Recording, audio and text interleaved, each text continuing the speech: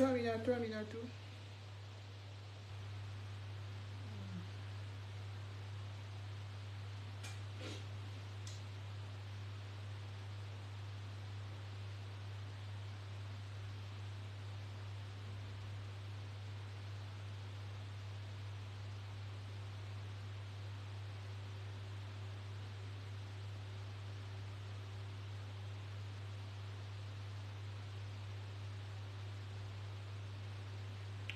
Bonsoir Linares FL, bonsoir.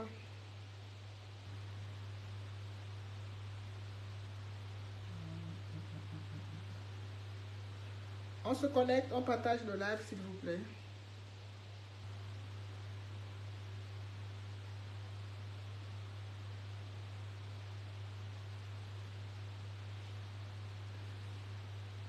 Bonsoir Thierry. On partage le live s'il vous plaît.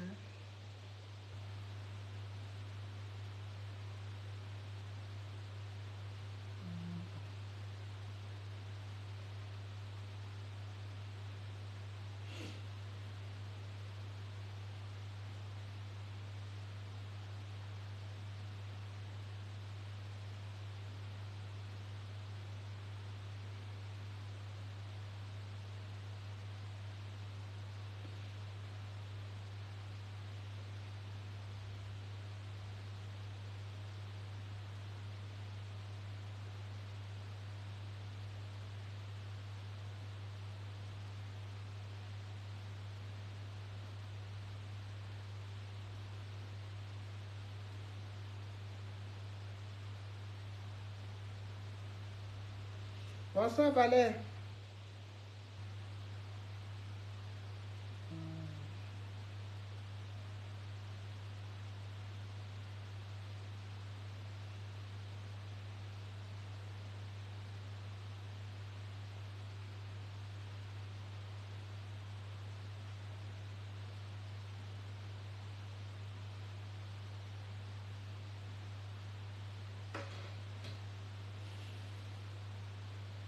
Bonsoir Annie, bonsoir à tous. Connectez-vous, partagez le live s'il vous plaît, taguez les gens pour qu'on soit nombreux.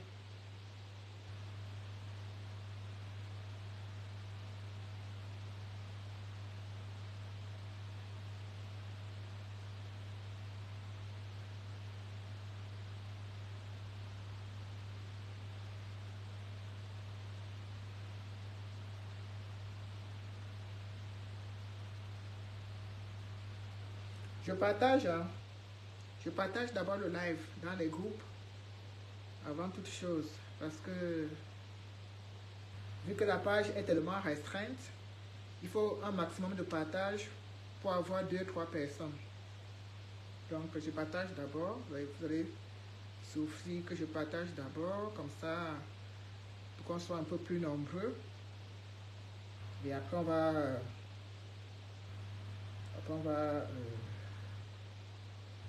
lancer le live proprement dit. Voilà. Donc, je partage dans les groupes WhatsApp. Pendant ce temps, vous pouvez partager aussi sur Messenger.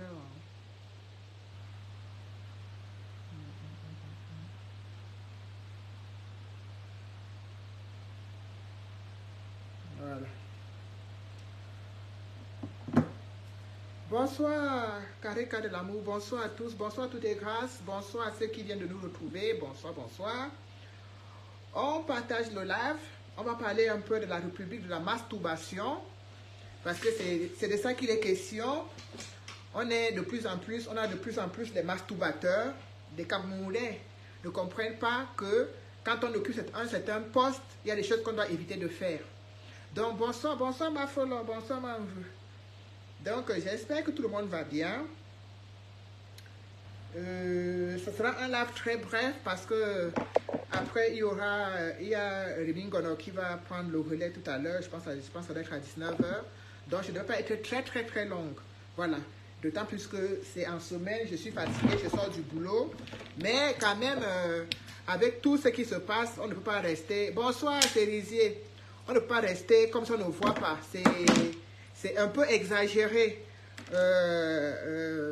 Et ça montre encore que bonsoir cerveau, Ça montre encore une fois de plus que le continent est à l'abandon. Les gens sont livrés à eux-mêmes. Donc, vous avez vu, hein, vous avez vu vous-même cette vidéo qui circule. Cette vidéo d'abord, il y a eu la vidéo du sous-préfet et maintenant, c'est la vidéo de l'inspecteur de police. Donc, c'est autant de choses qui nous montrent, autant de signes qui nous montrent. Bonsoir Francis Le Camer. Autant de signes qui ne trompent pas. Hein. Autant de signes qui ne trompent pas. On peut refuser la vérité, on peut la refuter au maximum, on peut la rejeter, on peut même jouer à celui qui ne voit pas, mais il y a les signes qui ne trompent pas. Voilà. Il y a des signes qui ne trompent pas, le bateau coule, la République est à l'abandon. Voilà. Dans un pays où on respecte... bonsoir Guy Douala, premier, bonsoir mon fils. Dans un pays où les gens respectent une certaine déontologie, c'est pas que ce que le commissaire ou bien l'inspecteur ont fait ne se fait pas. Ça se fait. Beaucoup de gens le font. Beaucoup parmi nous le font. Mais quand on occupe certaines autres responsabilités dans un pays, il y a des choses qu'on ne peut pas se permettre de faire. Je suis désolée. Je ne sais pas. Pourquoi ça fait ça? Pourquoi la connexion dérange? Pourtant, il y a bien la Wi-Fi. Bonsoir Pierre. Voilà, partagez les lives. Vous voyez que ça commence à déranger. Je ne sais pas si c'est le signalement. Je ne veux pas trop m'avancer là-dessus. Mais ça commence à déranger. Donc, bonsoir Ali Patrick. Bonsoir les valeureux combattants de la Belgique. Bonsoir Ali Patrick. Bonsoir mon général Pierre Faumeté. Non, pas général. Bonsoir Pierre. Parce que les titres dans cette révolution, ce sont les titres qui nous ont détruit la révolution. Bonsoir Legendre. Partageons le live s'il vous plaît. Mettez les cœurs pour le sécuriser. Vous voyez, de plus en plus, nos pages sont en souffrance. De plus en plus, nos pages sont signalées et nous sommes restreints. On a du mal à communiquer parce que c'est signalé. Il y a des restrictions. Les gens ne reçoivent pas les notifications. Donc, du coup, ça n'avance pas. Ça ne bouge pas. Pourtant, nous avons des informations à partager et nous avons des informations à faire comprendre, à faire savoir aux gens. Parce qu'il faut savoir que Facebook, chacun utilise Facebook à sa façon. Il y en a qui utilisent pour faire la pornographie et il y en a qui utilisent pour éveiller les consciences. Et nous avons choisi, bonsoir Betty, nous avons choisi d'utiliser Facebook pour éveiller les consciences. Voilà. Je vous disais tantôt que ça fait quelques jours qu'on est vraiment sous la houlette de la République de la masturbation. C'est-à-dire, de plus en plus, nous tombons sur des vidéos des personnalités du pays qui d'autres disent qu'on leur fait du chantage, d'autres disent qu'ils se sont fait piéger. Il y a une déontologie. Il y a une déontologie que quand on est un homme, quand on est une personnalité qui occupe des postes, qui occupe certaines fonctions, on ne peut pas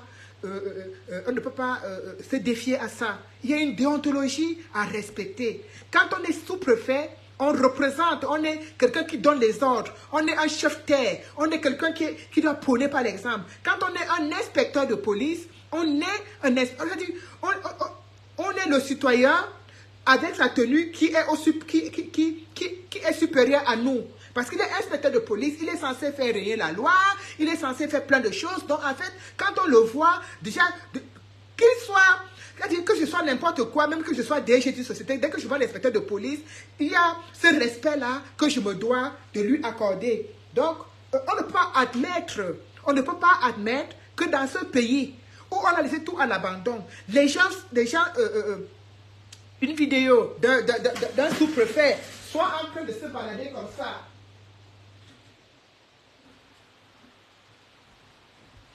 On ne peut pas tolérer ça. On ne peut pas tolérer que la vidéo d'un sous-préfet soit en train de se balader comme ça. Et puis le bon monsieur nous dit que, le bon monsieur lui fait le post pour dire qu'on est en train de lui faire le chantage, et patati patata. Mais mon père, mon frère, quand tu prends le temps d'enlever les vêtements sur toi, dans une vidéo avec une femme, mais il faut être à 1000% sûr que la personne avec qui je suis en train de faire ça, est vraiment une personne de confiance. Et même, il y a certaines choses qu'on ne peut se permettre de faire quand on occupe certains postes de responsabilité. Parce qu'aujourd'hui, le dehors est risqué. Il y a des panthères, il y a des gens qui sont prêts à tout pour avoir de l'argent. Donc on ne peut plus se permettre de se déshabiller devant n'importe qui, devant n'importe quelle caméra. C'est très risqué.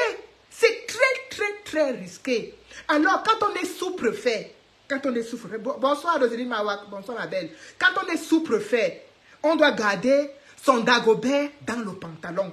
On doit on doit sortir son dagobert quand toutes les conditions sont réunies. On doit sortir son dagobert quand on sait que l'image ne va pas fuiter.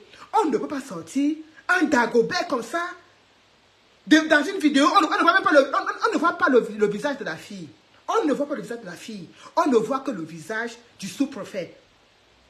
Voilà les gens qui nous dirigent. Voilà les gens qui sont censés nous donner des instructions. Bonsoir Nadine, bonsoir Omo. Je t'ai pas vu à la fête, hein, mon homonyme, vraiment. Je t'ai pas vu alors que je comptais sur toi pour prendre un champagne.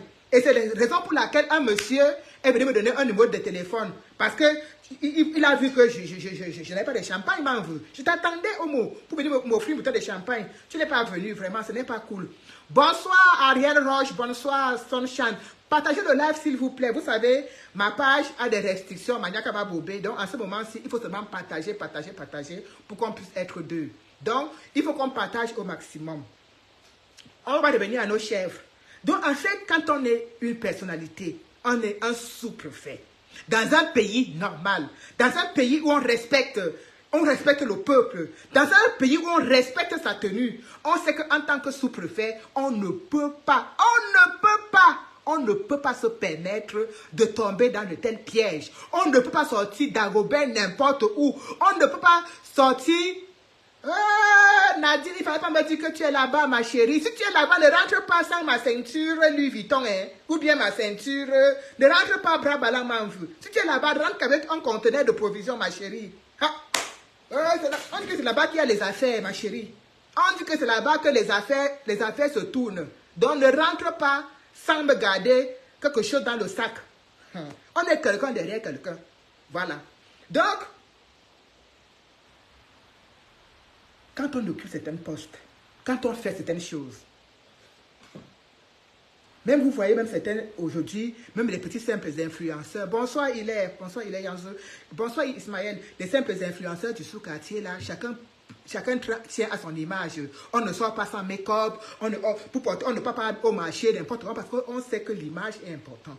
Donc les gens comme les sous-préfets sont les premières personnes à savoir l'importance de son image. Il sait que son image ne peut pas se retrouver n'importe où. Il sait qu'il ne peut pas faire n'importe quoi. Il sait qu'il peut pas sortir Bangala n'importe comment, devant n'importe qui. Il sait que la seule personne avec qui il peut faire ce genre de vidéo là, c'est sa propre femme avec qui il a mis l'alliance au doigt. Comme ça, si un jour, cette vidéo même se retrouve dehors, il sait où aller demander. C'est comme ça que ça se passe. On ne peut pas chercher n'importe quelle panthère dehors et nous se livrer à de tels actes. À visage, c'est-à-dire, il n'y a même pas moyen de le confondre. C'est-à-dire que quand tu vois, tu dis que ça c'est mon père ici, ça c'est mon oncle. A dit, non, c'est parce que, en fait, les Camerounais, les autorités camerounaises savent qu'ils n'ont peur de rien. Ce que le sous-préfet a fait, les ministres le font, les DG des sociétés le font, tout le monde le fait. C'est pour ça que personne ne le punit. Voilà un sous-préfet qui sort son bâton de manioc comme ça là, et ça se balade dans tout le continent. Ses frères, ses soeurs, toute la famille a vu le bâton de manioc de ce sous-préfet. Tout le continent a vu. Et il est là, il n'est pas inquiété. Il n'y a pas de punition. Il n'est même pas relevé de ses fonctions. Ça aurait été ici en France où nous sommes. Il aurait déjà été déchu de ses fonctions depuis matin, midi, soir. Depuis. Vous comprenez en fait. On ne critique pas pour critiquer. C'est pour vous faire comprendre que ce gouvernement s'en fout en fait. Ce gouvernement s'en fout. Parce que là où il faut sévir, là il faut montrer des choses importantes. Là il faut vraiment montrer, taper la main sur la table et se dire que non. Ce n'est pas ce que nous voulons dans notre pays. Vous voyez, ça passe comme une lettre à la poste.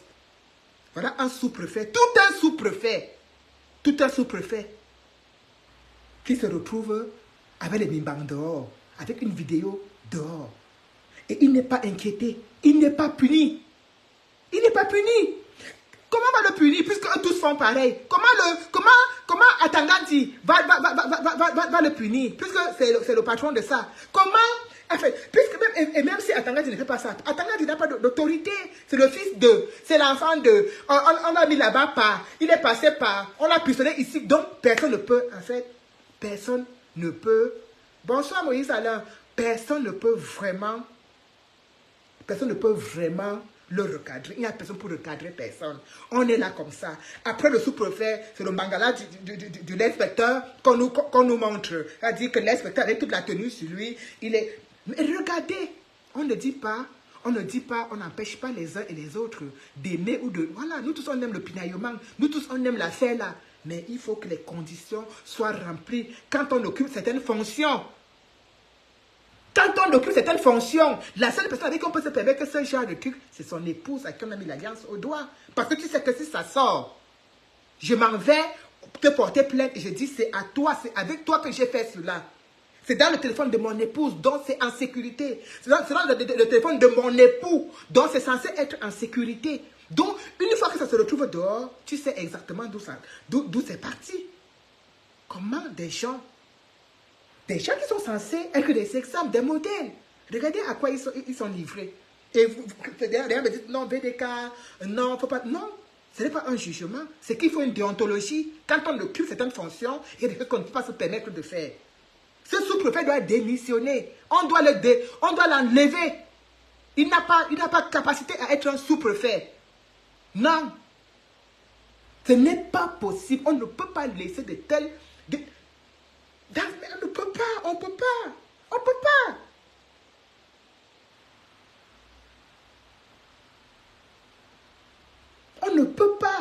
On ne peut pas. Quand moi, je sais aujourd'hui qu'il y a des choses que je ne peux pas me permettre de faire parce que si ça tombe entre les mains des Sardinats, ils ne vont pas me louper. Donc, je sais qu'il y a des choses que même si c'est comment, je ne peux pas. Parce qu'en fait, quelqu'un peut venir te montrer un visage d'agneau alors que c'est un loup, alors qu'il a été piégé. Et à la moindre occasion, il récupère tes images, il les ventile. C'est ça. Donc, en fait, on ne peut pas aujourd'hui se permettre de se déshabiller devant n'importe qui. Juste, même moi, la modeste femme que je suis, c'est-à-dire la simple petite combattante que je suis, je sais aujourd'hui qu'il y a des pièges que je dois éviter. Parce que si quelque chose de moi tombe entre les mains des Sardinats, ils ne vont pas me louper. Donc, je suis obligée d'être attentive, de faire très attention. Je suis obligée. Je suis obligée de ne pas avoir le téléphone comme on marché me coloquer. Dès que tu prends le code, allez, tu as accès. Non, je suis obligée de me protéger parce que j'ai des enfants, parce que j'ai une famille, parce que j'ai une maman.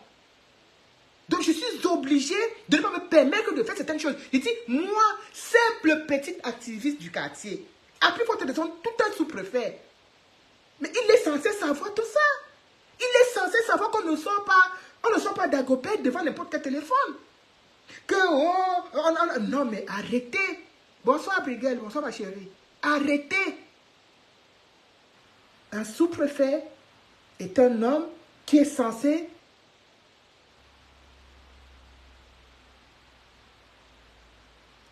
être un exemple, un modèle. Mais quand vous voyez qu'un pays où tout va à la dérive, chacun fait n'importe quoi. N'importe qui est assis au bureau, ils sont la barabine. N'importe qui est assis à la salle de bain, ils sont la barabine. Et puis ils filment. Et le pire, c'est que les Camerounais pensent que quand on occupe certains postes, on peut se permettre de faire tout ce qu'on veut. En fait, ils ne pensent même pas à l'aspect sécurité. Ils ne pensent même pas à l'aspect famille. Ils ne pensent même pas à son épouse. Ils ne pensent même pas à sa famille. Non, mais Russe Noir, c'est choquant. C'est choquant. C'est triste. C'est triste. Ce sous-préfet, jusqu'à l'heure où on a que de parler, il occupe encore son poste sans problème. Il n'est pas du tout inquiété. Quand tu vas parler, on va dire que de l'argent, tu crois, toi-même tu ne niasses pas. Oh, toi-même tu ne fais pas ceci. Oh, toi-même tu ne fais pas cela. Non. Non. C'est pas que moi-même je ne niasse pas. Moi-même je niasse. Mais je dis que quand on est quelqu'un qui occupe un certain poste, il y a des choses qu'on doit faire très, très attention. Oui. C'est parce que les sous-préfets, les inspecteurs, les bas-colonels ne connaissent pas la déontologie. Si l'État camerounais avait déjà une fois, depuis sa création, sanctionné quelqu'un, un membre du gouvernement, de façon dure, pour ce genre de trucs où on se déshabille n'importe où, mais les gens feraient très attention. Les gens faisaient très attention. Mais c'est parce qu'on sait que, comme je suis le fils d'eux, comme je suis la fille d'eux, on ne va rien me faire. Et c'est comme ça que les gens se permettent de faire n'importe quoi sans être du tout inquiétés. Si ça avait été une réunion politique du MSC, tu aurais entendu, tout le monde serait sorti. Si ça avait été les gens qui sont en train de manifester dans la rue, tout le monde serait sorti. Vous avez vu dernièrement le monsieur, le mari de Mondomo, qui a filmé, qui a obligé son épouse et son amant à niasse devant la famille. Il était en train de filmer. Quand j'ai décrié ceci, j'ai dit non. Même si tu attrapes ton épouse en flagrant délit d'adultère sur ton lit conjugal, c'est qui est la pire des choses. C'est qui est la chose que je ne souhaite à aucun homme. Parce que Mondomo, quoi qu'on dise, c'est une pourriture. Ce n'est pas un exemple de femme, ce n'est pas un modèle de femme pour notre société. Si ton mari ne te satisfait pas et que tu vas aller voir ailleurs, tu ne dois pas mettre un show dans le lit conjugal de ton mari, dans la maison de ton mari et sur le lit conjugal de ton mari. Il y a... Non, c'est la pure connerie. Donc, ce ne sont pas des choses qu'on peut apprécier. Et je l'ai dit que je n'appréciais pas l'attitude de Mondomo, mais je déplorais le fait effectivement que son mari oblige sa femme et l'amant à faire le truc devant les gens et être en train de filmer. Voilà comment on banalise l'acte sexuel qui est quand même quelque chose de sacré, qui est quand même quelque chose... En fait, on ne peut pas le banaliser comme ça. On ne peut pas. Et ce monsieur est en liberté totale au Cameroun, il n'est pas inquiété. Et quand tu vas vouloir te prendre, on va te dire que oui, mais vraiment, j'ai même vu des gens lui apporter le soutien. J'ai vu des gens apporter le soutien à ce monsieur, mais non. Ce monsieur, quoi qu'il était victime de l'acte odieux qu'a posé sa femme, mais ce qu'il a fait est pire. On ne peut pas filmer des gens comme ça. Là, tu prends ton téléphone, tu as que les filmer, et puis tu leur dis comment faire, et tout. Non, c'est malsain. C'est parce qu'on manque de déontologie, on manque de moralité, on manque de savoir-vivre. Le Cameroun est libre, les gens sont livrés à eux-mêmes. Chacun se fait justice, chacun est devenu juge ou procureur de la République. Chacun maintenant fait sa propre loi. Sinon, le mari de Mondomo ne peut pas se permettre il aurait, ou ce monsieur, mais il n'aurait pas pu se permettre de prendre son téléphone et de filmer et de les obliger de faire ce qu'il est en train de faire là, et de filmer et d'envoyer sur les réseaux sociaux. Vous voyez à quel point les gens sont de plus en plus pervertis dans leur esprit. On dit qu'il a filmé et il a envoyé sur les réseaux sociaux. On va dire non, ce n'est pas... Mais il n'y a rien de normal dans tout ça. La perversité a envahi toutes les rues. On se cache pour faire des choses perverses. On se cache. Donc, il est inadmissible. Bonsoir, Kamel Kodia. Il est inadmissible qu'on soit en train de filmer que... Non. Noya, le mal est plus que profond. J'ai dit ce pays est en train de couler. Parce que quand tu vois les actes qui sont posés tous les jours, tu te demandes que, mais attends, est-ce qu'il y a un capitaine dans ce bateau? Est-ce qu'il y a quelqu'un qui est là pour nous contrôler? Ou alors, les gens du gouvernement sont seulement là pour contrôler quand il y a une réunion du MSC quelque part. Ce n'est pas possible qu'on laisse de telles actions se passer sans toutefois... Non. Le ministre de la Condition féminine, mais tout est... Mais c'est quoi ce pays où tout est à l'abandon? C'est quoi ce pays où chacun est libre de faire ce qu'il veut pourvu qu'il porte un certain nom d'une certaine ethnie? C'est quoi?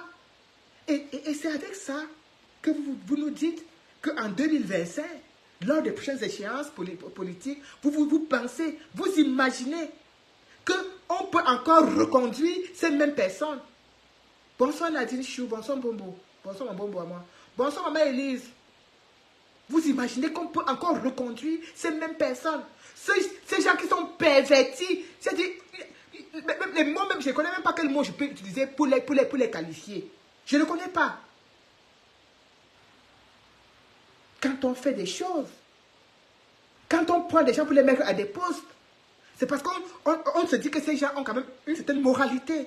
Quel est ce pays où on vole, on braque, on fait tout, on fait les masturbations et tout, et les sextapes en mode vision sans être inquiété? Quel est ce pays où il y a des groupes WhatsApp où les jeunes filles sont en train de racketter les clients sans être inquiétés? Bonsoir Mirabelle Christine. Quel est ce pays où les gens peuvent faire tout ce qu'ils veulent? Dans les pays, ici en Occident, les pays, on est en train d'interdire les TikTok, les bâtisses partout, on supprime les bêtises. Parce que c'est en train de... Ça pervertit la jeunesse. Au Cameroun, vous allez sur TikTok, c'est l'endroit où toutes les femmes camerounaises sont le peu pour tourner les fesses.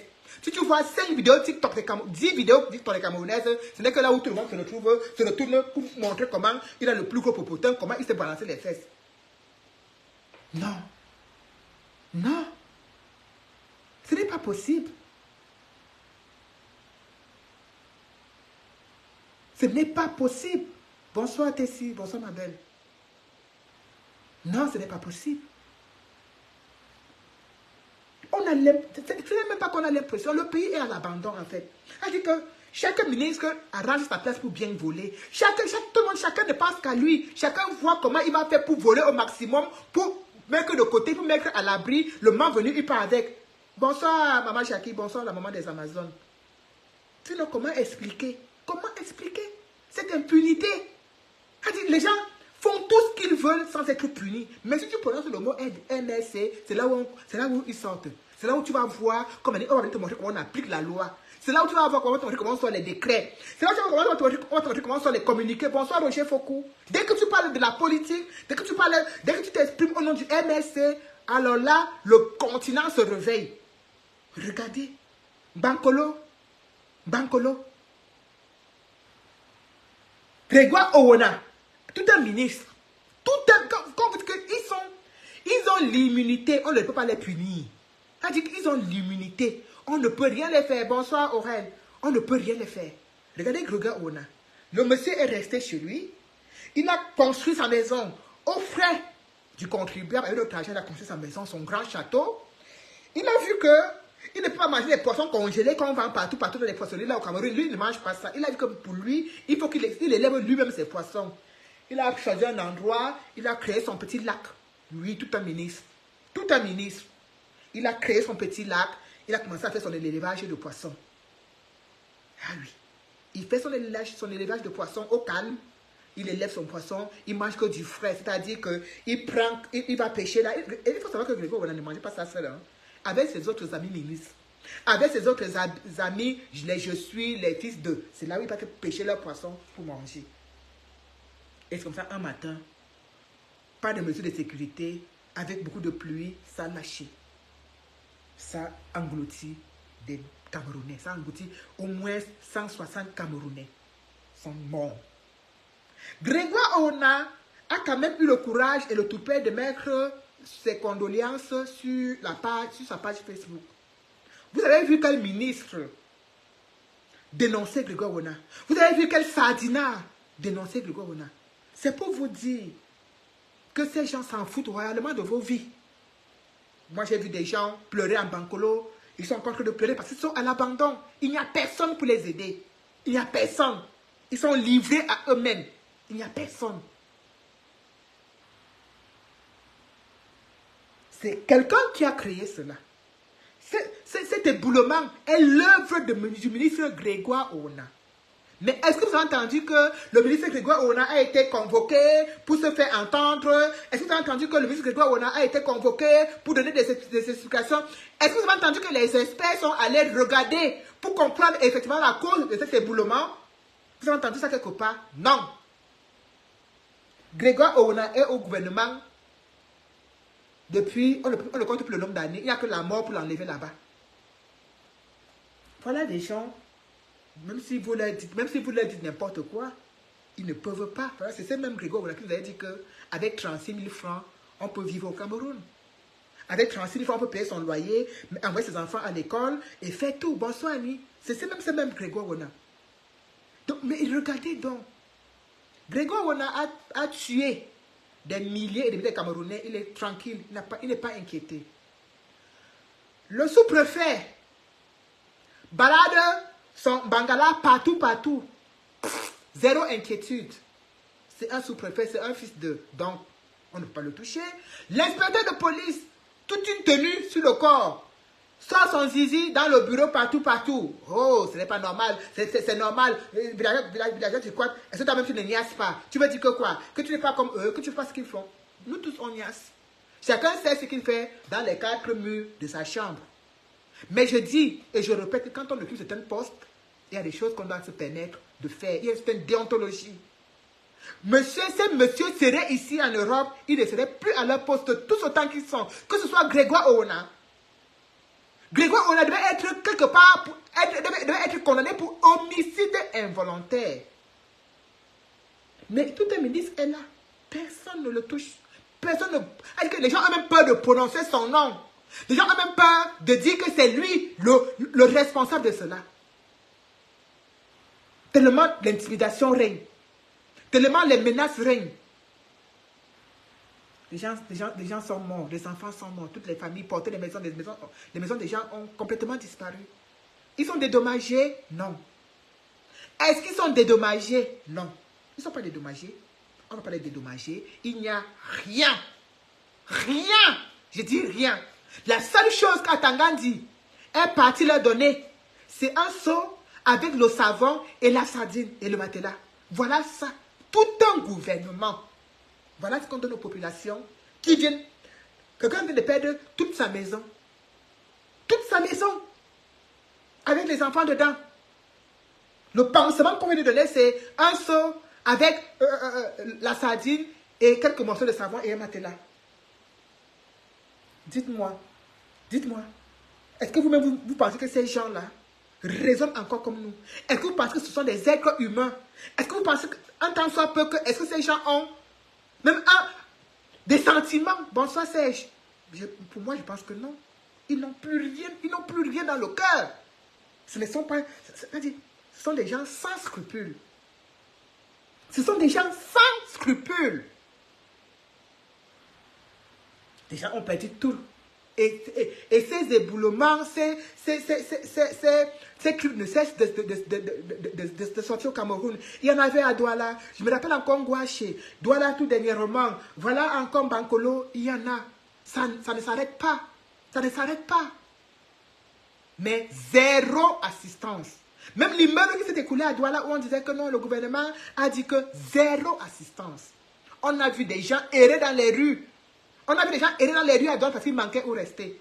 On a vu tout dernièrement Kérès Fosso aller en Bankolo avec quelques sacs de riz pour distribuer aux sinistrés. Regardez vous-même l'état de la vie de nos compatriotes. Vous vous dites que ces gens qui nous gouvernent là, ce sont encore des gens. Ce sont encore des êtres humains. Ce sont encore des papas et des mamans. Est-ce que faire la politique, ça veut dire qu'on n'a plus de cœur, on n'a plus de moralité, on n'est plus des êtres humains? Pourquoi dans les pays où nous sommes ici, ou même dans les pays où ils sont venus apprendre cette politique qui vient appliquer en Afrique là, pourquoi c'est différent? Pourquoi un homme politique ici, dès qu'il exhibe son zizi dans une step, on enlève de ses fonctions?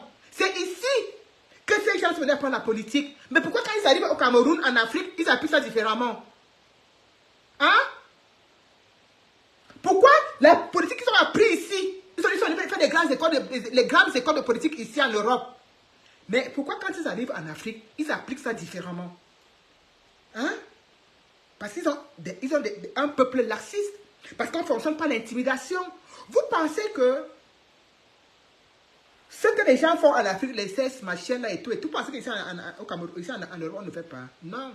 C'est qu'il y a des gens ici que même si tu as dit qu'à moins que tu ne lui mettes le truc là sur la tête, il ne peut pas sortir son zizi devant un téléphone. Parce qu'il sait que moi, en tant qu'inspecteur de police, moi, en tant que sous-préfet, moi, en tant que préfet, il y a des choses que je ne peux pas faire. Il y a une déontologie que je dois respecter. Ils le savent, donc ils ne peuvent pas se permettre. Mais en Afrique, chacun vient. Ici en Europe, on dit que quand il y a un immeuble comme ça qui s'est écoulé, déjà, on nous oblige à avoir l'assurance habitation ici. L'assurance est obligatoire. Elle dit, même la voiture, il faut assurer. Quand tu n'assures pas, c'est des problèmes. C'est-à-dire qu'on te poursuit partout. On te met la pression comme si c'est quelque chose, alors que c'est ton propre bien. Mais la quantité qu'on te met la pression pour que tu payes l'assurance, c'est comme si tu... Mais on te met une pression pas possible. Bonsoir Motamosi. Bonsoir Tatiana et Lundu. On te met une pression. Oui, Madame Noumi, est-ce que vous avez payé votre assurance? Madame Noumi, est-ce que votre assurance habitation? Tu pars pour faire tu pars même pour faire un dossier, on te demande ton assurance. Ah oui, on nous oblige. On nous oblige. Au Cameroun, il me semble très bien qu'il y a des compagnies d'assurance. De la même façon qu'on demande aux taximans d'assurer leur taxi, on demande aux benzineurs d'assurer leur moto. On demande les cas de express, les cas qui font Yahoo des douanes, on leur demande d'assurer la voiture. Ça veut dire que quand il y a un accident, les compagnies d'assurance doivent dédommager les victimes. Ah oui, ah oui. Quand un cas, comme vous voyez tous les cas que vous voyez tous les jours, les cas tombent sur la route de l'Ouest là. Mais les garanties express doivent dédommager. Doivent les dédommager. Mais ce n'est pas appliqué. Pourtant, c'est ici en Europe que tous nos dirigeants sont venus apprendre ça. C'est ici en Europe qu'ils sont venus apprendre ça. Mais arrivé chez nous, on n'applique pas. On n'applique pas. Même quand tu as ta propre maison, il y a un incendie chez toi, on te dédommage parce que tu as payé l'assurance. L'assurance couvre. Mais ici, chez nous, on vous oblige à payer des choses, on oblige un taximan à payer l'assurance, on oblige un moto-taximan à payer. Mais quand il y a l'accident, il n'y a plus personne pour couvrir. Les gens ont les pieds coupés à doigts là. Les gens sont morts sur la moto. Alors que, logiquement, la famille devrait les poursuivre. Ah oui. C'est obligatoire. C'est obligatoire. C'est quoi ce pays où rien n'est sécurisé? Il n'y a pas un endroit où quelque chose est sécurisé. Bonsoir, Egui Mimboué. Je vous raconte une histoire. Il y a de cela, quoi, je pense, oui, un mois. Je partais au travail le matin, dans ma voiture. Il avait un peu plu. Je partais au travail. Comme je ne sais pas, je ne peux pas vous dire que je suis un bon chauffeur, mais je suis quand même quelqu'un qui aime toujours être très prudent. Je suis très prudent quand je conduis. C'est-à-dire, j'ai la même route que je prends pour aller au travail. Donc, quand je me trompe, ça me perturbe. Me voici, je sors du rond-point, j'entre sur une petite route départementale qui a à 2 voies. Au lieu de me mettre du côté gauche, parce que je vais prendre à gauche, une sortie à gauche après, je me suis mise du côté droit. Et j'avance, et j'avance, et j'avance, et j'avance. Et je me rends compte que je me suis mise du mauvais côté. Maintenant, il faut que je fasse tout et pour tout. Je mette mon clignotant pour me mettre à gauche, parce qu'elle doit sortir à gauche. Je ne sais pas ce qui s'est passé. C'est-à-dire que ce n'est que ma voiture qui connaît l'autre voiture qui m'a réveillé. Je n'étais pas au téléphone. Je ne sais pas. Je ne sais pas. Il n'y a pas le téléphone à l'oreille pour dire que j'étais en train de parler au téléphone à l'oreille ou bien que non. C'est seulement boum. Je ne somnolais pas. Il était 8h30 du matin. La première chose, c'est-à-dire que quand la dame que j'ai cognée, elle s'est garée, je me suis garée. C'est-à-dire, on a tous regardé, elle n'avait pas, il n'y avait rien sur elle physiquement, il n'y avait rien. Je n'avais rien, il n'y avait que la voiture qui était bousillée. La première chose, madame, votre assurance, madame, faites votre assurance. Je lui dis, oh, doucement, calme-toi, chérie. C'est quoi? Oui, mais faites votre assurance, j'espère que vous êtes assuré. C'est la première, sa première question était de savoir si ma voiture est assurée. Parce que comme c'est moi qui l'ai cogné et que c'est moi qui suis en tort, il va falloir que c'est moi qui arrange, que c'est mon assurance qui arrange sa voiture. Donc la fille ne parlait pas autre chose que ça. En attendant même que la police arrive et tout, c'est mon assurance qui l'intéressait. Faites votre assurance, c'est où? Faites sortez votre carte verte. Je la regardais comme ça. J'étais choquée. Je savais que moi j'avais mon assurance. Je le savais parce que j'ai eu à conduire sans assurance. Je me suis fait prendre. On m'a donné une amende de 500 €.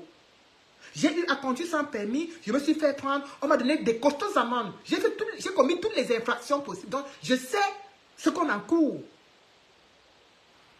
Ah oui. On vous oblige. Bonsoir, Éléonore. C'est une obligation. Donc, du moment où tu payes ton assurance tous les mois, j'ai connu la dame, c'est moi qui étais en erreur parce que je l'ai mis un bon suppôt. ma voiture, elle est complètement bousillée. Mais la voiture de la dame, mon assurance s'en est occupée. Je ne sais même pas combien on a payé pour ranger sa voiture. Elle dit, je ne connais même pas combien mon assurance a déboursé pour ranger sa voiture. C'est comme ça qu'on sécurise sa population. C'est comme ça qu'on sécurise un pays, en mettant en place des infrastructures et en suivant. C'est vrai qu'il y aura toujours des gens qui vont passer entre les mailles du filet. C'est pas pour dire que tous les gens qui sont ici en France payent l'assurance. Il y en a qui sont têtus, qui ne veulent pas. Mais c'est quand un truc t'arrive que tu te rends compte que, oh, si j'avais su. Je vous raconte ça parce que, effectivement, les gens qui ont perdu leur maison en Bankolo, si ces gens payaient l'assurance habitation, l'assurance devait les dédommager. On devait poursuivre Grégoire Aona pour homicide involontaire parce que c'est lui qui est à l'origine de cela. On doit envoyer des experts sur place. Allez voir ce qui a causé cet éboulement. On devait voir. Mais non. Que tu aies l'assurance, que tu n'aies pas l'assurance, il suffit de corrompre quelqu'un, ça passe. Que tu aies l'assurance, que tu n'aies pas l'assurance, que tu aies tort, que tu aies raison, il suffit de connaître quelqu'un, ça passe. Tout est là. Il n'y a pas de règles. On ne respecte pas les règles. Rien.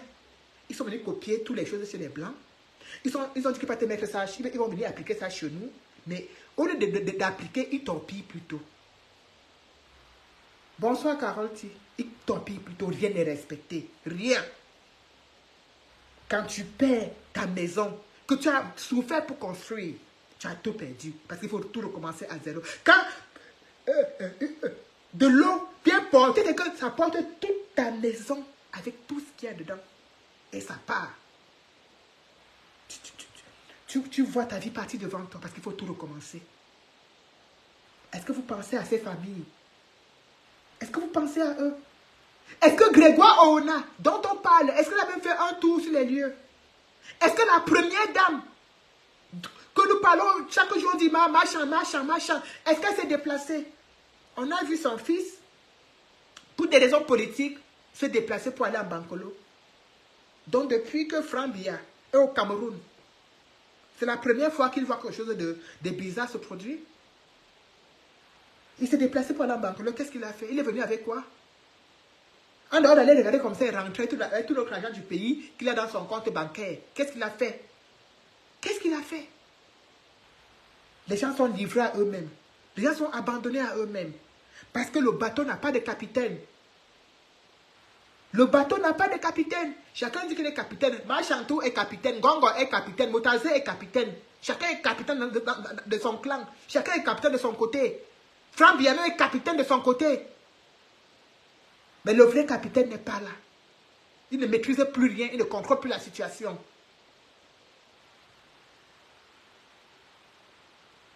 Bonsoir, Port de l'Ouest. Mais c'est ça que je dois te dire, Port de l'Ouest, que dans un pays normal, ce sous-préfet ne serait plus à son poste. Ne serait plus à son poste. J'ai dit, parfois, nous, on a la chance. On peut dire tout ce qu'on veut, vous pouvez dire tout ce que vous voulez. Mais j'ai dit, on a la chance d'être allé voir une autre façon de faire, une autre façon de vivre ailleurs. C'est pas que ici, là, c'est les meilleurs, mais ça fait différemment. Même quand on veut poser certains actes, on réfléchit un peu. Oui, quand on veut poser certains actes, on réfléchit un peu. Il y a des endroits ici où les sous-préfets partent. Quand ça dit que les endroits là que le sous-préfet part là-bas, quand il arrive, on fouille, on te prend tout. Tu ne peux pas le piéger. Ils ont des endroits qu'ils partent faire là, les mélangements, le porte-à-porte, mais tu ne peux pas le piéger. Parce qu'avant d'entrer là-bas, on enlève tout sur vous, tu entres, tu ne peux pas piéger le sous-préfet, tu ne peux piéger aucun ministre. Parce qu'ils entrent tout là-bas étant rien sur eux, tu ne peux pas les piéger. Ils ont des endroits où ils peuvent se mélanger, vous croyez que quoi? Quand on vous dit que M. Macaroni là, il y a avec les hommes, vous croyez que quoi? Ils ont des endroits où ils se mélangent. Mais tu ne peux pas, parce que ce sont des endroits bien fermés. Que pour entrer là-bas, tu entres comme tu es sorti du ventre de ta mère. Donc pas moyen. C'est-à-dire que tu sais que le monsieur ici, je le connais, c'est le patron de telle société, mais tu n'as aucune preuve pour dire qu'on était là-bas hier. Puisque vous n'avez rien pour filmer. On protège. On protège. Donc, si le sous-préfet et les inspecteurs veulent aller dans les endroits de pinaillement, de niassement, de mélangement, mais qu'ils aillent dans des endroits appropriés pour cela, ou quand on entre, il y a une sécurité. photo ne sortira jamais parce que si la photo met son nez dehors, la structure va être poursuivie. Parce qu'il y a un respect de la vie privée. Quand on occupe certains postes, il y a une déontologie qu'on doit respecter. Il y a un devoir vis-à-vis. Mais quand ce sous-préfet va arriver, ici chez nous, c'est les sous-préfectures, c'est pas si ça là-bas aussi, au pays, c'est la sous-préfecture. Quand il va arriver, il va regarder les gens comment. Il va regarder ses collègues de service comment. Il va regarder la population comment. Quand on va venir l'interpeller, ah, mais c'est le sous-préfet, il y a quelque chose ici, il va parler à la population comment. Et il est là, vous le laissez là. Vous continuez à le laisser là. Parce qu'effectivement, il n'y a personne qui contrôle la situation. Il n'y a personne. Quand vous voyez des gens qui les attendants d'y sortir pour vous dire que le Moulinex est monté, le Moulinex est descendu. Voilà quelqu'un qu'il faut mouliner. Voilà quelqu'un qu'il faut mettre dans le... Non. Il ne sortira que quand il va s'agir du MRC. Il ne sortira que quand il va s'agir des gens qui militent et qui se battent même pour la bonne cause. C'est là où il va le voir sortir. Je vous dis ça pour vous dire que il n'y a plus de secret de polichinelle pour qui que ce soit. Non, non, il n'y a pas de secret. Il n'y a pas de secret. Les choses sont en train d'avancer.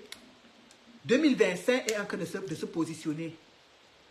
Et comme 2025 est en train de se positionner, sachez que pendant que vous êtes au quartier en train de dire que oh, c'est en 2025 là qu'ils vont voir. Oh, si.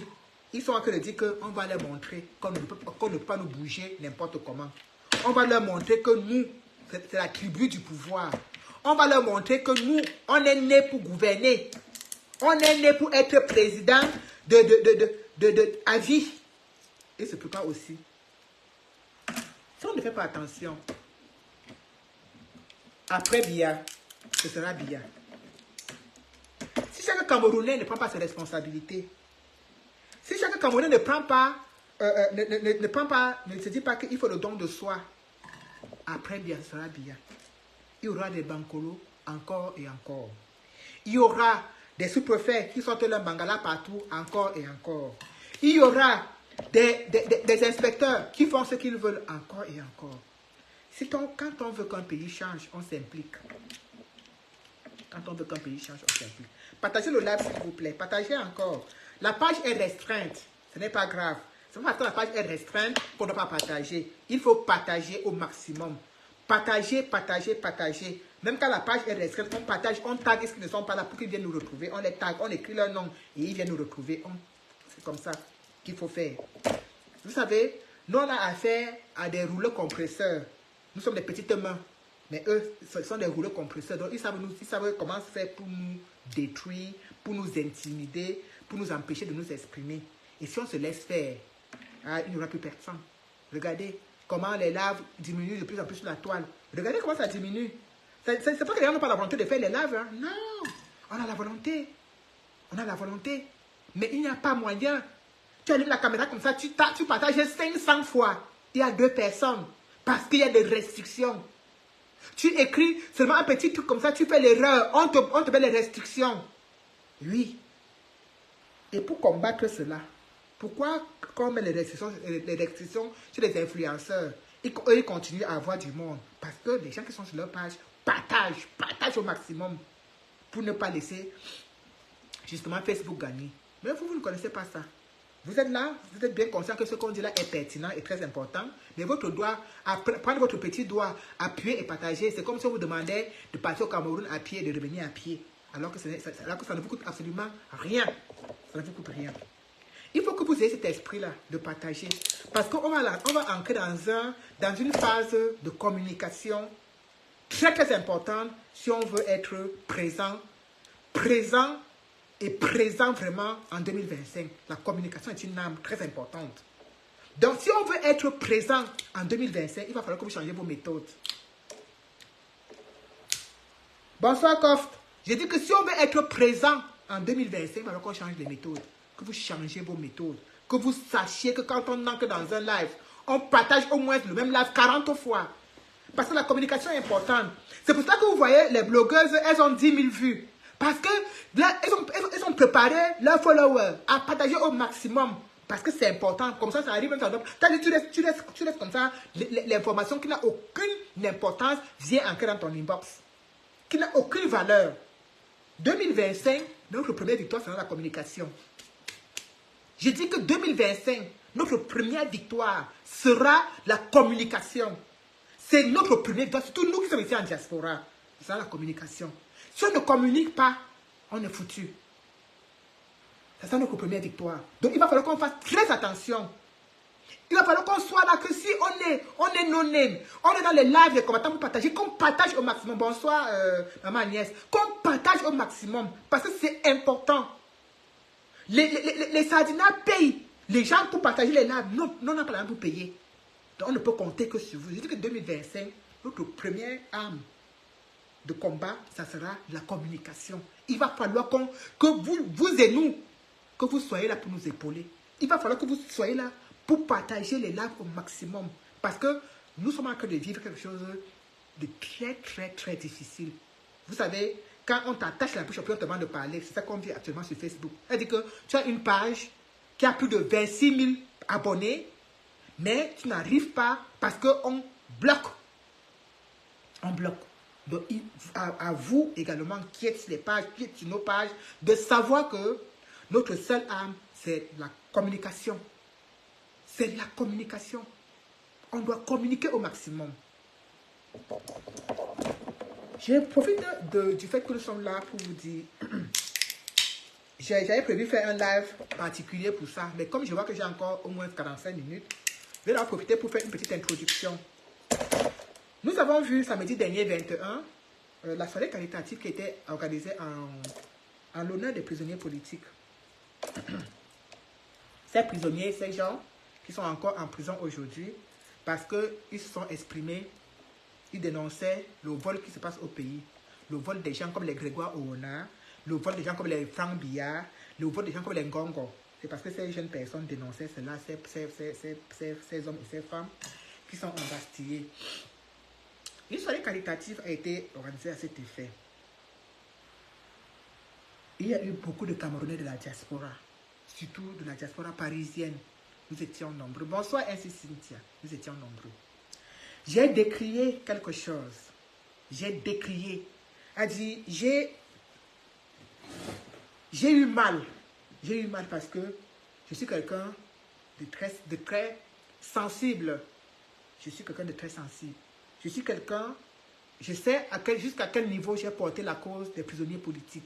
Je sais la bataille que j'ai faite. Je sais l'investissement personnel que j'ai fait pour les prisonniers politiques. Je sais. Je sais combien de fois j'ai mouillé le maillot. Je sais, je ne peux pas compter les inbox des gens dans lesquels je suis entré pour les prisonniers politiques. Et je ne suis pas la seule. Beaucoup de personnes ici en diaspora ont porté cette cause des prisonniers politiques. Que ce soit de façon financière, que ce soit de façon en faisant des lives, en faisant des dénonciations, nous étions nombreux. Mais j'ai ressenti une fracture. J'ai ressenti une absence, même pas une absence, des absences. J'ai ressenti un manque. Et ça qu'on parle de cohésion, je l'ai ressenti. La salle de 800 personnes qui a été louée, on aurait pu la faire exploser si nous étions restés, si on avait gardé nos valeurs. C'est-à-dire que malgré la colère, si on avait su surpasser nos colères, si on avait su surpasser certaines de nos divergences, si on avait su surpasser certaines de nos mésententes, on aurait pu faire, c'est-à-dire cette salle, la foule qui devait avoir à l'intérieur, elle devait être le Mamipi. On ne devait pas être à 800, on devait être à 1500, peut-être à 2000 Camerounais. J'ai donc été triste parce que on a l'impression que les 800 Camerounais qui étaient dans cette salle sont les 800 Camerounais qui portent la cause des prisonniers politiques en diaspora. Non, alors que nous sommes nombreux. Alors que nous avons été plus, avec des milliers de Camerounais à porter cette cause au début.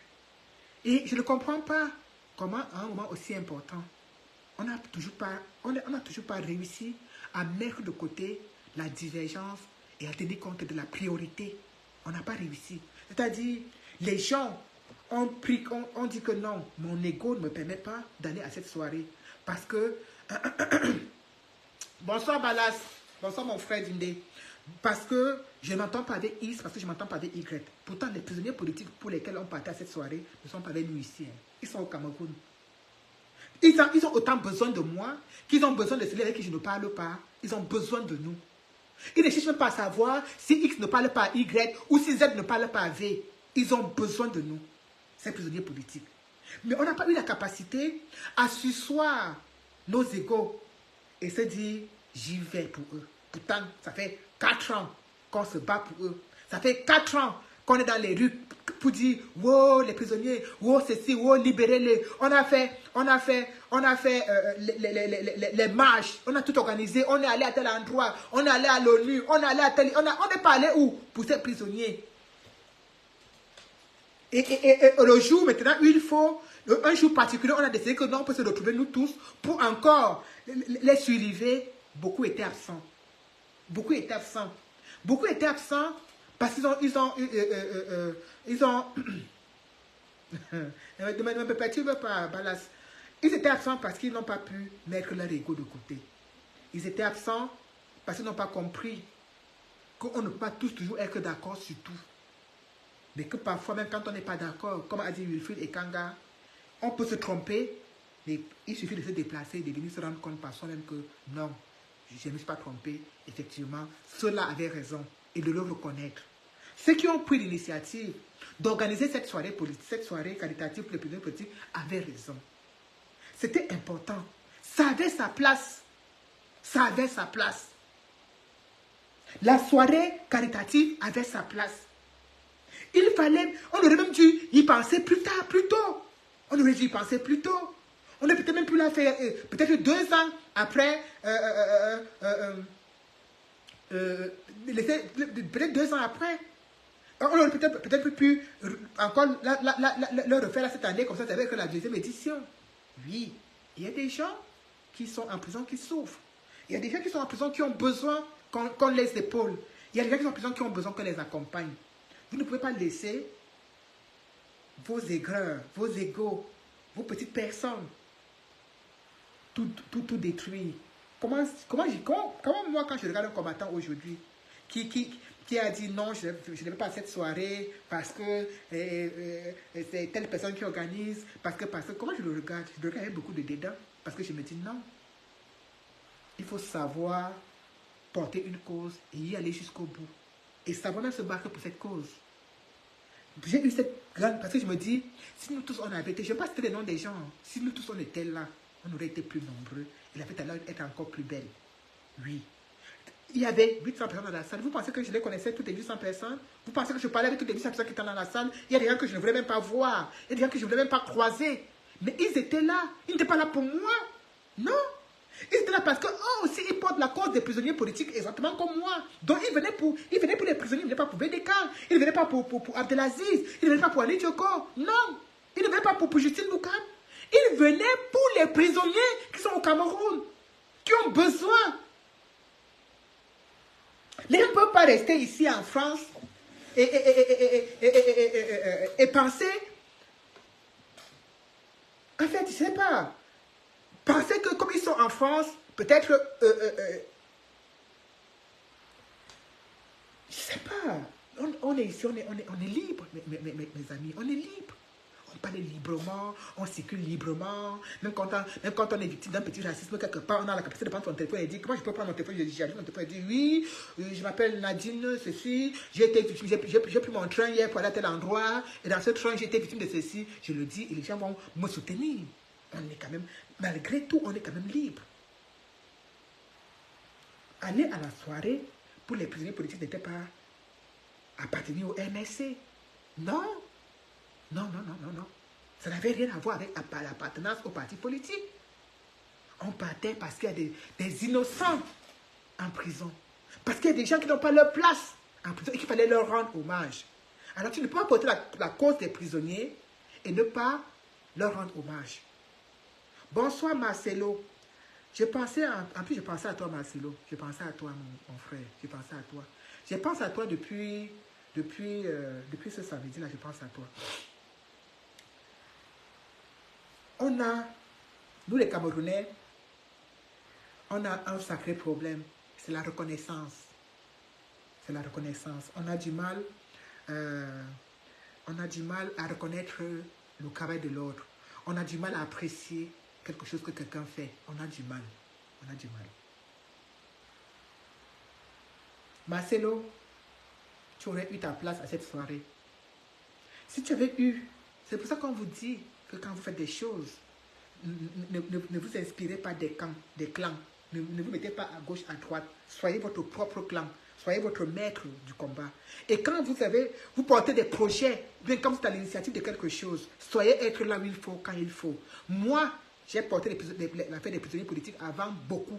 Donc ma place était à cette soirée. Toi, Marcelo, le t-shirt 32 PV de monsieur Alain Foguet qu'il a porté, tu aurais été là parce que c'est toi qui es l'initiateur de ce t-shirt 32 PV. Mais on ne connaît même pas l'histoire de 32 PV. Parce que tu n'as pas été là. Parce que tu n'as pas été où il faut, quand il faut, pour marquer l'histoire.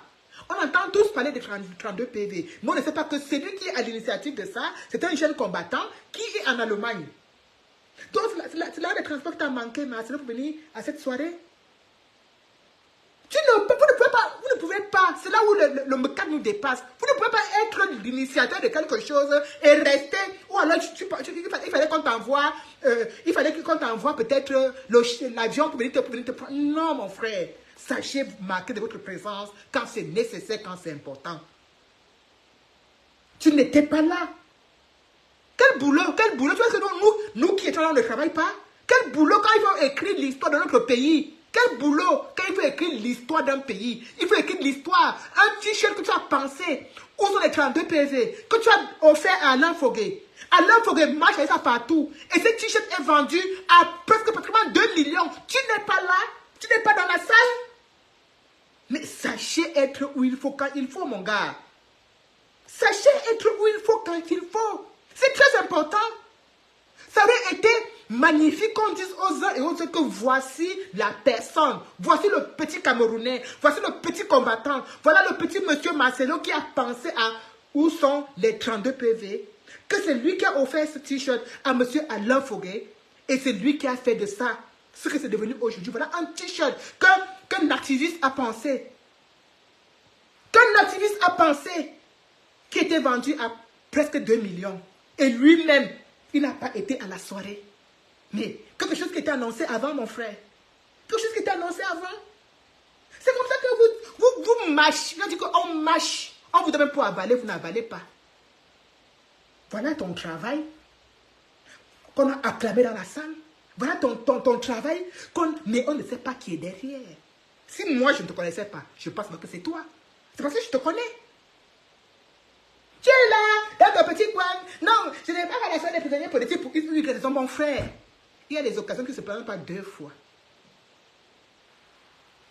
2 fois. C'est toi. 32 PV, c'est toi. C'est toi, c'est ton truc. Et tu n'étais pas là.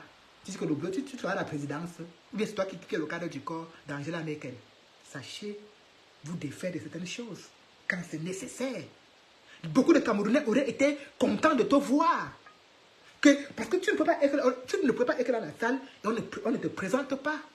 On ne présente pas aux uns et aux autres que voilà le jeune homme qui a eu cette magnifique idée. Mais on dit que la vie, mon frère, il faut être là où il faut, quand il faut. J'ai porté la cause des prisonniers politiques. J'ai appelé Valsero. J'ai dit à Valsero que Valsero, je serai au Zénith de Paris avec le t-shirt des prisonniers. Il me dit, ah la mère. Je dis, oui, mon fils, comme je te dis là, ce n'est pas la négociation, c'est l'information. Parce qu'il fallait qu'au Zénith de Paris, que le visage de ces prisonniers soit là. Donc, on pouvait tout faire. Je vais être là. J'ai tout fait pour être là. Parce que je vais fabriquer des t-shirts pour les prisonniers politiques.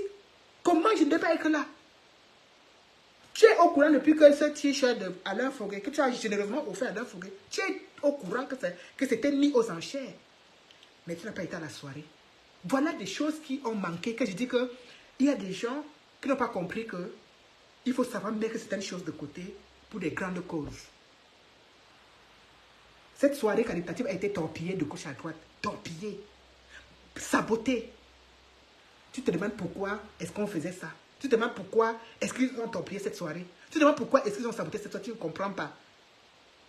Parce que il y a un X qui ne voulait pas du visage d'un Y. Parce qu'il y a un Z. Mais on n'allait pas pour ces gens. On n'y allait pas pour les organisateurs. On y allait parce que les prisonniers étaient importants. Et que les prisonniers ont besoin de notre reconnaissance. C'est pour ça qu'on y allait. J'espère que d'ici là, ces prisonniers vont être libérés. Pour qu'il n'y ait pas une autre soirée caritative. Mais il y a eu beaucoup d'absents. Et c'est une tristesse. C'est une tristesse de voir des gens qui ont marché sur la route, sur les pavés de Paris. Non, non, au hold-up électoral. Libérer les prisonniers, libérer les prisonniers. Et que le jour où on se dit qu'on va se réunir bonsoir Elvis, pour collecter 500 € pour envoyer aux prisonniers, ils ne sont pas là. Ils ne sont pas là. Apprenons à mettre de côté certaines choses. Apprenons.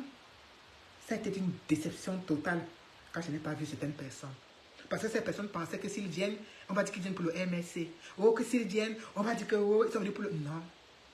Ce n'était pas pour le MSC qu'on y allait. On y allait pour les prisonniers. Ce n'était pas pour le MSC.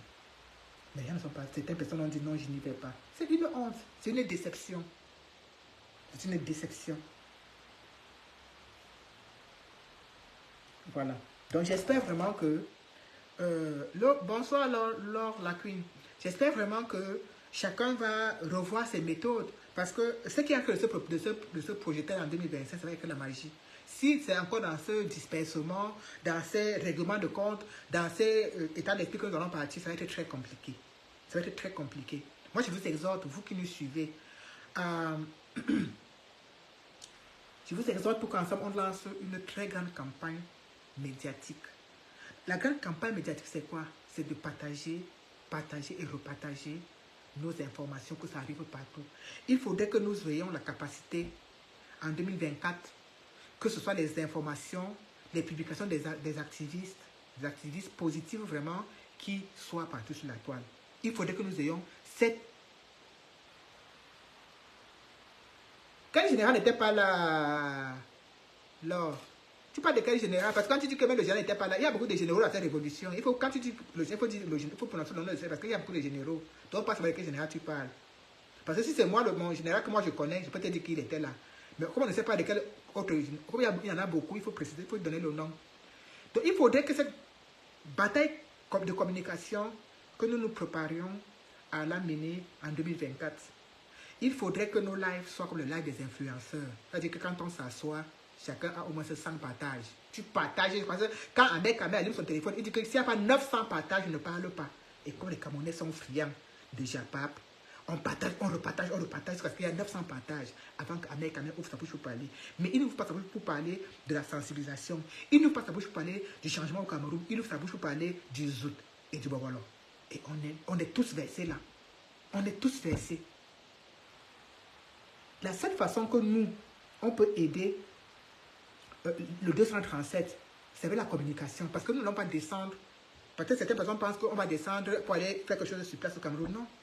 C'est avec la communication. C'est en relayant les informations. Si on se décide que ce commissaire, ce sous-préfet qui a sorti son bâton de commandement partout dans la vidéo là, si on se décide qu'on doit l'enlever, on va l'enlever. Si on se décide, ça veut dire que nous tous, on monte au créneau avec la même information, avec la même énergie. On relaye tous que nous voulons la démission de ce sous-préfet.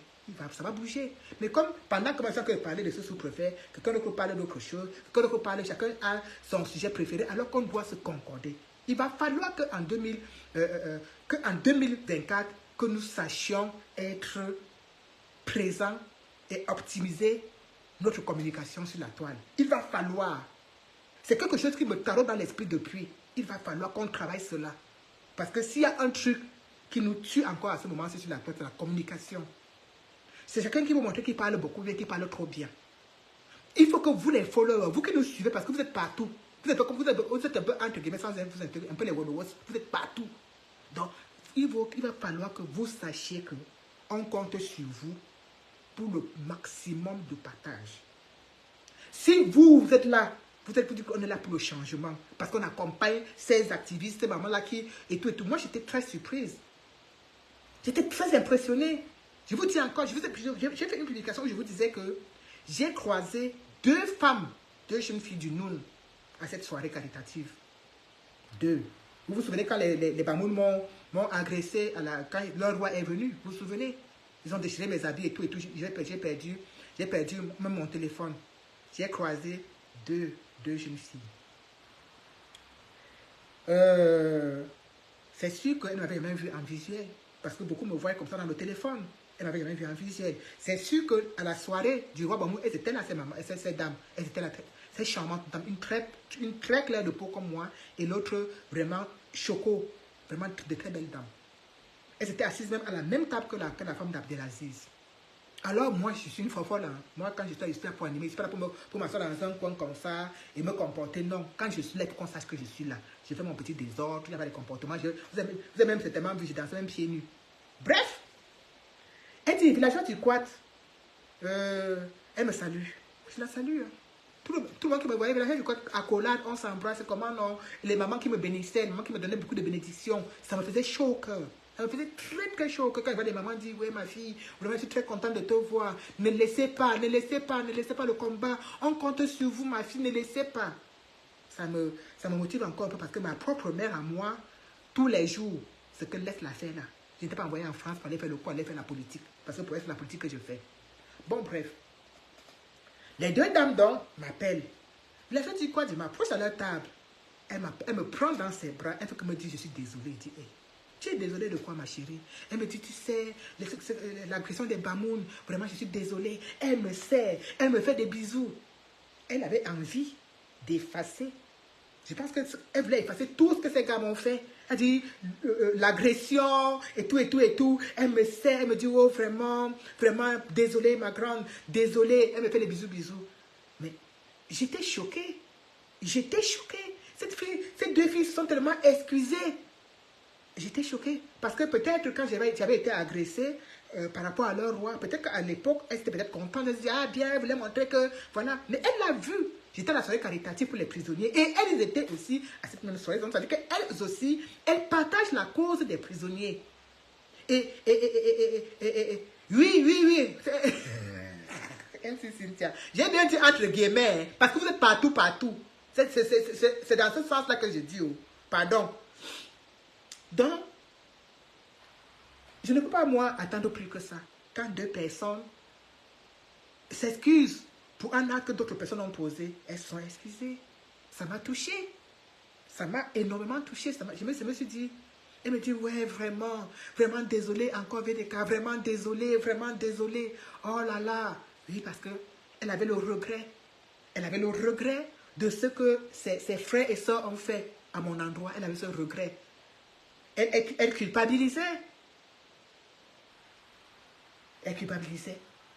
Alors regardez, c'est pour vous dire que parfois ici sur Facebook, on reçoit des injures, on reçoit beaucoup de mépris, mais dans la réalité, ce qu'on fait est important. Beaucoup de personnes n'ont pas le courage de le faire parce qu'ils ont encore besoin de garder leur privilège, de monter, descendre, aller au pays. Du moment où on s'affiche, là, on ne peut plus.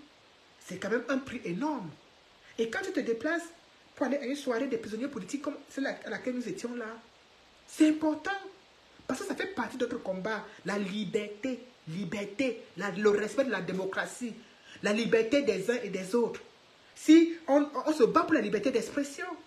Donc, ça fait partie de notre... Il y avait la place des activistes. Les activistes avaient leur place à cette soirée-là. Parce qu'on se bat pour le changement. Autant que le parti politique se bat pour le changement, autant nous, en tant qu'activistes, on se bat pour le changement. Donc, on avait notre place à cette soirée. On avait notre place. Et aujourd'hui, nous voici au mois d'octobre. 2024, c'est l'année prochaine. Et c'est la dernière année. C'est l'année où chacun de nous doit se dire, voilà la dernière année où on donne tout. Moraouaou. On donne tout. Moraouaou. Ça passe ou ça casse. Ça passe ou ça casse. Il faut que Il faudrait que les gens sachent que la diaspora est déterminée et que soit ça passe, soit ça casse. Il faut qu'on soit déterminé dans la communication. Il faut qu'on soit déterminé dans les actions. Il faut que les ambassadeurs nous disent comment est-ce qu'on va faire pour voter. Il faut. C'est une obligation. Vous avez vu les Gabonais. Vous avez vu les Gabonais voter. Vous avez vu la diaspora gabonaise voter. Nous, on est là, on veut que nous malaxer, on nous tourne, on ne donne pas des informations claires. Il faudrait que nous ayons des informations claires, nettes et précises. D'ici 2024, il faudrait qu'on sache le processus, comment est-ce qu'on va faire pour voter. C'est très important, c'est primordial. Sinon, ça va se gâter. Sinon, ça va se gâter. Oui, ça va se gâter. Donc, le jeu que les ambassadeurs sont en train de faire en diaspora là, il est temps qu'ils arrêtent ça. Parce que nous, on doit voter. Nous, on doit voter. Et le vote sera le vote sanction. Nous, on doit voter en diaspora. Donc, le jeu des ambassadeurs, on nous malasse, on nous empêche de faire les passeports, on nous empêche de faire les cartes consulaires. Donc, on doit voter. On doit voter. Et cela, c'est à nous d'imposer. C'est à nous d'aller arracher cela. Parce que si on est là à dire que, oui, ils ont dit que 2025 va arriver là, on ne saura même pas s'il faut voter le passeport, s'il faut voter la carte consulaire, ou s'il faut voter, on ne saura pas. Donc, il faut qu'on sache, il faut qu'on ait des informations claires, nettes et précises. Et c'est à nous de nous battre pour avoir cela. Ils ne vont pas nous donner ça facilement. C'est ça que je veux dire que ça, c'est l'année déterminante. C'est l'année déterminante. La diaspora gabonaise, au niveau des élections, ah non. Bongo a perdu en diaspora. Hein? Bonsoir, maman Jacqueline. Bongo a perdu en diaspora. Comme Biassé également que la diaspora, ils ne peuvent pas gagner. Ils font tout pour nous empêcher de voter. Laurent Georges, si tout pour vous, quand on dit que ça gâte, tout pour vous, se gâter, c'est que les gens vont mourir. Laisse-toi que nous, on n'est pas là pour tuer les gens. Grégoire Owona le fait déjà si bien là-bas au Cameroun, on n'a pas besoin d'en rajouter. Tu as compris? On n'est pas là pour tuer les gens. On n'est pas dans les pays où on va se lever pour dire qu'on va tuer les gens. Non, on ne fait pas ça. On ne fait pas ça. D'accord? On laisse ça au Grégoire Owona. D'accord? On laisse ça au Grégoire Owona, à tous ces gens-là, à tous tes frères qui gèrent le gouvernement. On vous laisse ça. Nous, on n'est pas là pour tuer les gens. La vie est précieuse pour nous. On a d'autres façons de nous exprimer par la parole et par des actes positifs, pas en allant tuer les gens. D'accord? On n'est pas là pour tuer les gens. Ce n'est pas de notre ressort. Bonsoir, Fantomas Tarzan. Ce n'est pas de notre ressort. Si tu viens là pour chercher à vouloir jeter le doute dans ce que je dis, tu te trompes. On n'a pas la mort des gens sur notre conscience. On laisse ça aux gens du RDPC. C'est eux qui sont champions pour ça. 160 morts, 180 morts. Grégoire Onador chez lui, il met la côté sur sa tête, il ronfle sans problème, il n'est pas inquiété. D'accord? On n'est pas là pour ça. Nous, on ne tue pas les gens. La vie est précieuse pour nous. Donc, je vous disais, mes frères et sœurs, que nous sommes en train d'acheminer tout doucement vers la fin d'année. 2024, c'est la dernière année. On a parlé du gré à gré de Franck Biya. On parle de tout, mais il est temps. Il faut qu'on agisse. Parce que agir, c'est savoir où on va voter. Agir, c'est qu'en diaspora, one vote ne fera pas son frère. C'est qu'en diaspora, on va tous dormir. On va tous faire le décompte nous-mêmes en diaspora. Je dis qu'un vote ne cherche pas son frère.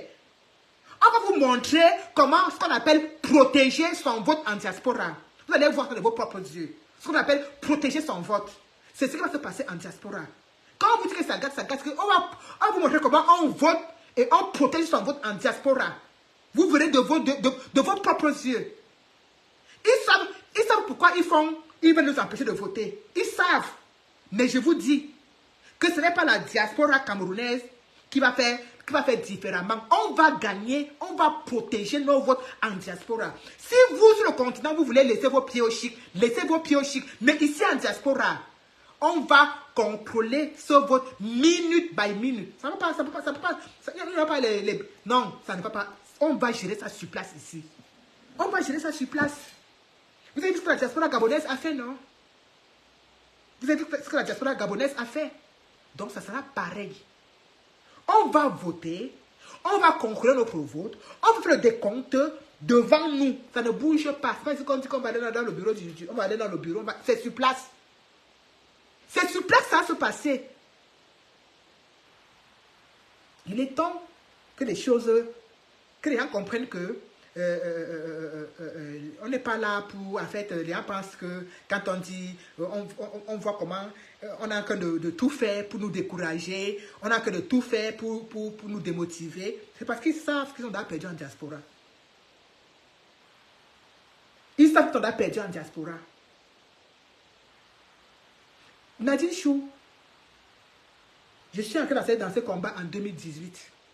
Et ça a été, je suis entré par concours de circonstances. Je suis entré, ça m'a avalé les 2 pieds. Je sais ce que j'ai perdu. Je sais ce que ça m'a coûté.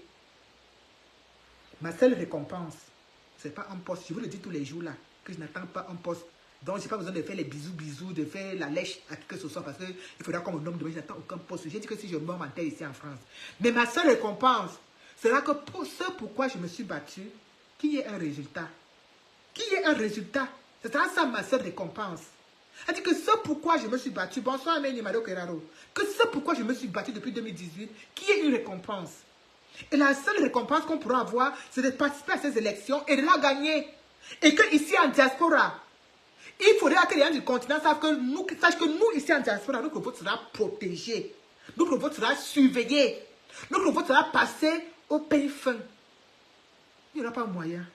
On va compter ça ensemble. On va dépouiller ça ensemble. Donc, il n'y a pas moyen.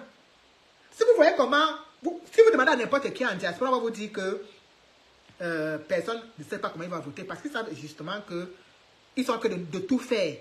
De tout faire pour ne pas nous donner les vraies informations. Mais je vous dis, on aura les vraies informations d'ici peu. On aura les vraies informations parce que nous irons à eux.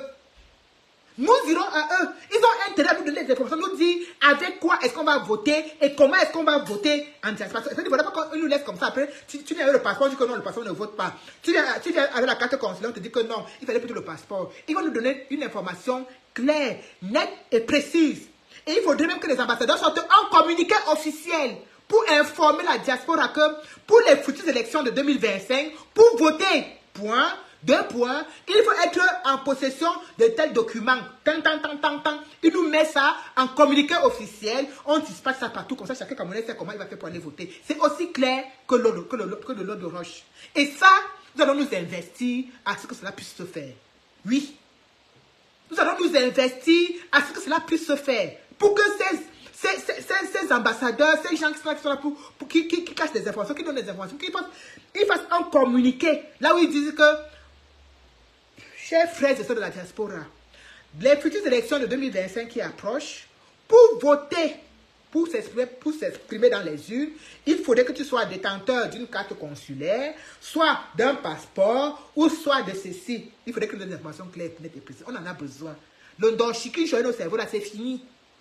Il faut que d'ici 2024, qu'on sache déjà sur quel pied on va danser. Parce qu'après, quand passer l'étape de si j'ai ma carte consulaire, est-ce que je peux voter avec? Mais si j'ai mon passeport en cours de validité, je sais que je peux voter avec. Là, le temps, c'est que voilà la première phase. La première phase est bon. J'ai déjà mon document pour voter. La deuxième phase, c'est maintenant, quand je vote, qu'est-ce que je fais? Est-ce que je vais tout simplement voter et puis je rentre chez moi dormir pour attendre que c'est ma meilleure nous tripouille les votes? Non. Je vote, je reste sur place. On va faire le sitting là.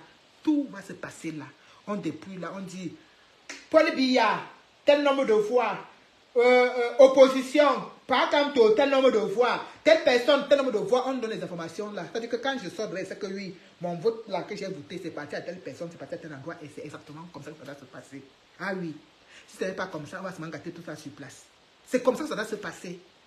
Et c'est à nous, les activistes, à nous, la société civile, de mettre la pression à ces ambassadeurs pour qu'ils nous donnent des informations exactes. Parce que jusqu'à preuve de contraire, ils sont en train de jouer au chat et à la souris. Et ça, c'est une stratégie pour décourager les Camerounais, pour nous décourager. Oui, parce que ça, nous sommes les rois de la fainéantise. Nous sommes partisans du moindre effort. À dire que dès qu'il y a quelque chose qui se complique un peu, le Camerounais est seulement obligé, quand il sait qu'il a quelque chose qu'il va faire administrativement avec son papier, donc il est obligé d'aller à l'ambassade, passer 3 jours, 4 jours, parce que c'est qu'il est vraiment obligé. Donc, ils font ça pour nous démotiver. Et c'est à nous de leur montrer que non, le tout si, non, on n'est pas nous démotiver. C'est à nous de leur montrer. Donc, je vous dis, d'ici peu, il faudrait que ces gens donnent toutes les informations dont vous avez besoin pour savoir comment nous exprimer dans les urnes. C'est très important. C'est très, très, très important. Donc, n'oubliez pas, comme j'ai dit tantôt, parce que là, je vais m'arrêter bientôt là. Je vous ai dit, n'oubliez pas, 2024, la communication. La communication et la communication sera notre arme de combat. Nous allons nous organiser à Lumumbox pour savoir comment communiquer, pour savoir comment rendre nos informations plus percutantes, pour savoir comment faire en sorte que ces informations arrivent où ça doit arriver. Nous allons aussi envahir la terre comme les influenceuses, parce que c'est la guerre. La communication, vous allez sur BFM TV tous les matins, tous les jours, on te relaie une information 50 fois dans la journée. Tu allumes la télé à 7 h. Oui, ce matin, à Mande-la-Jolie, il y a eu ceci. Tu allumes à 8 h. Comme je vous disais, sur place, à Mande-la-Jolie, il y a eu cela. Tu allumes à 13 h. Comme je vous redisais tout à l'heure, notre envoyé spécial, on te donne la même information 50 fois dans la même journée. La communication. C'est-à-dire, nous devons vraiment savoir comment nous en servir pour les futures échéances. Parce que nous ne serons pas sur place au Cameroun. Mais notre rôle, notre devoir est d'informer, de faire en sorte que nos informations arrivent partout, de faire en sorte que tous ces gens qui sont victimes aient une possibilité de s'exprimer, de faire un vote sanction à l'endroit de tous ces gens-là, des Grégoire Ona, des Atangandi, des Ngongo, des Chantou. Il faudrait que cela puisse être possible. Et cela ne va être possible que par notre capacité à communiquer et à relayer nos informations dans tous les forums où c'est nécessaire. Je vais comme ça aussi profiter pour lancer un vibrant appel à tous ceux et celles pour vous dire, nous sommes là comme ça, nous sommes en train de nous préparer, nous sommes en train de chercher des stratégies, nous sommes en train de réfléchir comment faire. Soutenez-nous. Nous avons besoin de votre soutien. Accompagnez-nous dans les projets que nous portons. Accompagnez-nous quand vous voyez que le projet que nous portons est juste, noble et sincère. Accompagnez-nous, nous avons besoin de vous. On n'est pas au top tous les jours. On n'est pas... Chacun de vous ici aimerait que nous soyons comme il veut. Elle dit que Nadine Chou aimerait que je sois comme ça. Mado Keraro aimerait que je sois comme ça. Tessie Soleil aimerait que je sois comme ça. Borel aimerait que je sois comme ça. Vous voyez qu'on ne peut pas être une personne et être comme vous tous vous voulez. Vous devez nous accepter comme nous sommes, sauf quand nous allons dans la connerie, que vous pouvez nous sanctionner. Mais acceptez, prenez le bon de ce que nous faisons et relayez. Prenez le bon de ce que nous faisons et relayez au maximum. Parce que ce n'est que ça que nous pouvons faire. Relayer. Faire avancer nos informations, faire en sorte que nos informations arrivent dans les petites oreilles de nos sœurs, de ces personnes qui pensent que tout est perdu, qui n'ont plus d'espoir, alors qu'on a un pays, on a des Camerounais qui sont remplis d'espoir. Vous n'étiez pas à chanter pour voir l'espoir dans la salle. Vous n'étiez pas à chanter pour voir l'amour des Camerounais. Quand un Camerounais achète un t-shirt à presque 2 millions, c'est pourquoi? C'est parce qu'il croit. C'est parce qu'il sait que ce t-shirt est important. C'est parce qu'il sait que le monsieur qui a mis ce t-shirt sur lui est un homme fort, est un homme... Il n'y a même pas de paroles pour exprimer. C'est parce qu'ils savent. Sinon, quand quelqu'un achète le pilon à 1 million, c'est quoi? C'est symbolique. C'est symbolique. C'est symbolique. Ça va, chérie? Ça va mieux alors? C'est parce que c'est symbolique. Et on ne peut poser ce genre d'acte que quand on a plein d'amour dans le cœur et quand on sait l'importance de cette lutte que nous menons. Voilà. Donc, c'est sur ces belles paroles positives que je vais vous laisser. Parce que ma fille a déjà faim. C'est ça, non? Elle ouvre les armoires, elle ouvre les frigos. Ça, ce sont les signes de famille. Mais tout le frigo au micro-ondes. 4 minutes. La checker. Donc, Les 3 boules? Non, pas les 3 à la fois, mais une boule. Une boule, une boule. On fait juste, je pense que... Donc, c'est ça. Donc, franchement, je tenais à vous dire merci. Merci d'avoir été là. Merci d'avoir partagé. N'oubliez pas, nous avons besoin de vous les partages. On partage au maximum et tout, et tout, et tout. On like, on s'abonne. On va faire comme les influenceuses. On like, on s'abonne. On appuie sur la... C'est juste qu'on appuie sur le petit bonhomme. C'est le pouce, c'est quoi. Donc, merci, merci, merci, merci Nadine, merci. J'ai eu au moins 3 homonymes dans mon live aujourd'hui. Merci à tous. Merci Nini. Merci. Merci infiniment. À très bientôt. Voilà. Très bonne soirée. On va tous chez Rémi Ngono. Je ne sais pas si la a lancé, mais allons tous chez Rémi. Je pense que ça va être soit à 19h30, soit à 18h. Soit à 19h, soit à 18h30. Donc, on va tous se diriger chez Rémi Ngono, le pape des dossiers noirs. Merci à tous.